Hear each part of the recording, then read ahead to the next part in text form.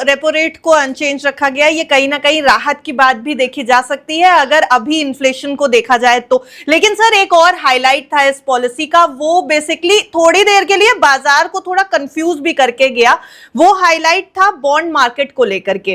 Bond market को लेकर के क्या हाईलाइट था ये भी मैं आपको बता देती हूं। देखिए, एक बड़ा अध्यादेश ऑलरेडी सरकार ला चुकी है, लेकिन क्योंकि मॉनेटरी पॉलिसी थी, आरबीआई को अनाउंस करना था, तो आरबीआई ने इसको अनाउंस किया है। G-Secs में एफआईआईज को कैपिटल गेन टैक्स में छूट मिली है। सर इसको भी थोड़ा सा हम आसान भाषा में आपसे समझना चाहते हैं, और बाजार क्यों कंफ्यूज हो गया इसको लेकर के, क्योंकि जब पॉलिसी की कमेंट्री चल रही थी, गवर्नर की कमेंट्री चल रही थी, तो बाजार बहुत तेजी से शूट अप किया था, गैप अप दिखाई दे रहा था, लेकिन उसके बाद थोड़े समय के लिए कंसोलिडेशन आया। हालांकि अभी फिर से एक बैलेंस दिखाई दे रहा है। डिस्काउंट किया किसी चीज को बाजार ने?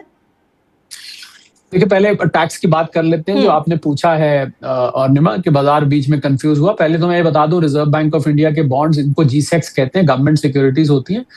इसका रेट आजकल जो चल रहा है वो लगभग 7% का है। थोड़ा बहुत ऊपर नीचे होता है, तो 7.1%, 7.2, फिर नीचे आ जाता है, थोड़ा बहुत फ्लक्चुएट होता रहता है। वो मैच्योरिटी के हिसाब से और टर्म के हिसाब से होता है।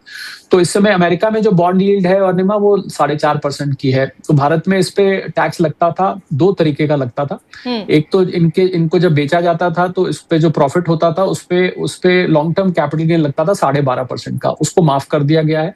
दूसरा, जो इस पे से इंटरेस्ट कमाते थे, दो कैटेगरी के विदेश से इंस्टीट्यूशंस आते थे। एक तो एफआईआईज और एफपीआईज लगाते थे, एक इसमें एक बीआईएस होता है, बैंक ऑफ इंटरनेशनल सेटलमेंट, वो भी इसमें पैसा लगाता है। तो ये लोग जब बाहर इंटरेस्ट अपना लेके जाते थे तो उस पे 20% टीडीएस यानी कि विदहोल्डिंग टैक्स इस पे कट जाता था। तो वो दोनों के दोनों अभी होल्ड कर दिए गए। अब जब अनाउंसमेंट हुई तो लोगों ने, क्योंकि ये तो 2-3 दिन से पहले से ही चल रहा है, आपको याद होगा जब भारत कैबिनेट मीटिंग हुई थी उसमें निर्णय लिया गया, फिर उसके बाद ऑर्डिनेंस बना, तो ये तो चर्चा चल रही थी। क्योंकि आरबीआई बॉन्ड्स को एडमिनिस्टर करता है, तो नेचुरल बात है कि आरबीआई पॉलिसी में इसकी अनाउंसमेंट आनी थी। तो लोगों ने सोचा भाई ये खबर तो चल रही थी, आरबीआई के गवर्नर साहब अगर घोषणा कर रहे हैं तो हो सकता है इक्विटी पे जो लॉन्ग टर्म कैपिटल गेन लगता है 12.5% एफआईआईज और एफपीआईज पे, शायद उसमें किया जाए। और मुझे लगता है ऐसी ये समय ऐसा है और उस पर करा जाना चाहिए था, क्योंकि हमें विदेशी मुद्रा भी चाहिए इस समय और हमें रुपए को भी स्थिर करना है। तो अगर बड़ी मात्रा में हमारे यहाँ इक्विटी में जो पैसा लगातार जो सेल लगा रखी है,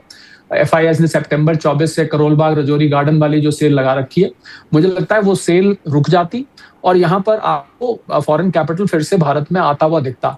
पर अभी खाली बॉन्ड्स के ऊपर हुआ है, ये बॉन्ड्स भी विदेशी मुद्रा लाते हैं, ऐसी बात नहीं है।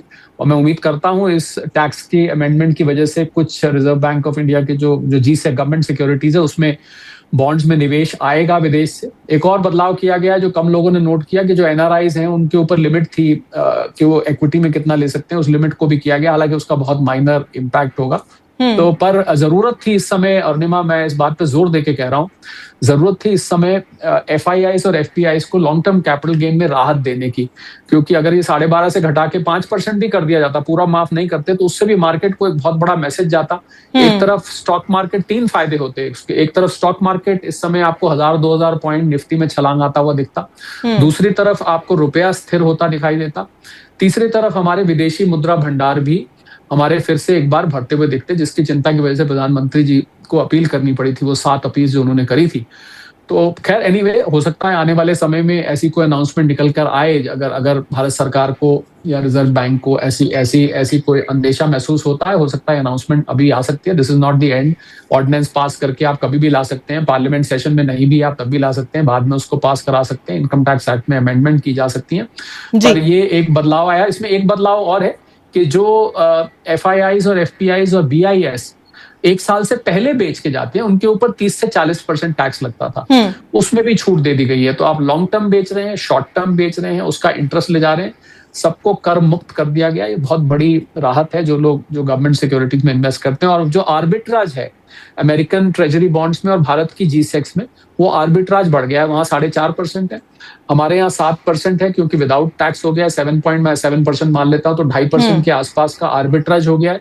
ये आर्बिट्राज बहुत अट्रैक्टिव बना देगा भारतीय बॉन्ड मार्केट को, और अमेरिकी बॉन्ड मार्केट में जो पैसा लगातार जा रहा था, इसकी वजह से सोना चांदी वगैरह दबाव में थे, मुझे लग रहा है उसमें अमेरिकी बॉन्ड यील्ड में अब कमी आनी चाहिए, क्योंकि उसकी डिमांड कम होगी और हो सकता है भारत की तरफ इनका रुख हो। So over a period of time, this will probably help the Indian economy to a certain extent, Arnima.